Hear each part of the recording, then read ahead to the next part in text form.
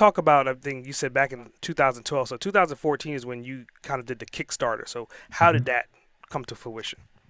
Yeah, absolutely. So we basically, I mean, we couldn't figure out how to get funding initially.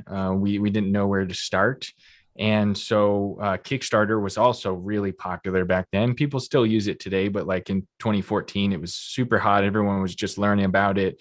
People were excited. People were putting money into it all over the world. And so we said, all right, well, let's put our minimum viable product on Kickstarter and see what people think. And if it works, we'll make this watch, you know?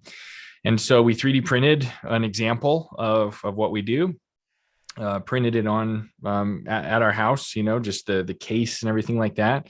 We found the old pocket watch internals and we showed our Kickstarter followers and just, you know, basically anyone that cared what the minimum viable product was. And we said, hey, our journey is to try to take an old pocket watch and turn it into a wristwatch. Let us know if you like it. We set our goal at $10,000 because at that time we were right out of college. We thought 10 grand was a lot of money. And we ended up making about 41,000 in our first 30 days on Kickstarter.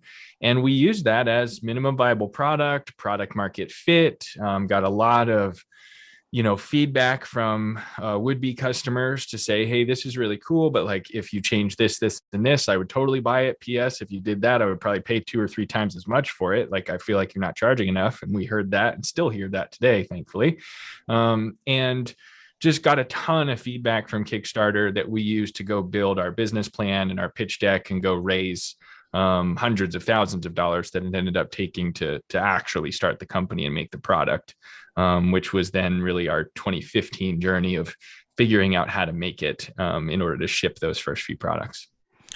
Nice, nice. So I think you're definitely living up to your subtitling, right? About being not assembled, but being American built, right? So I mean, you kind of go in the grassroots way, and it's kind of like you tested the market, and then you're relaunching it again, right?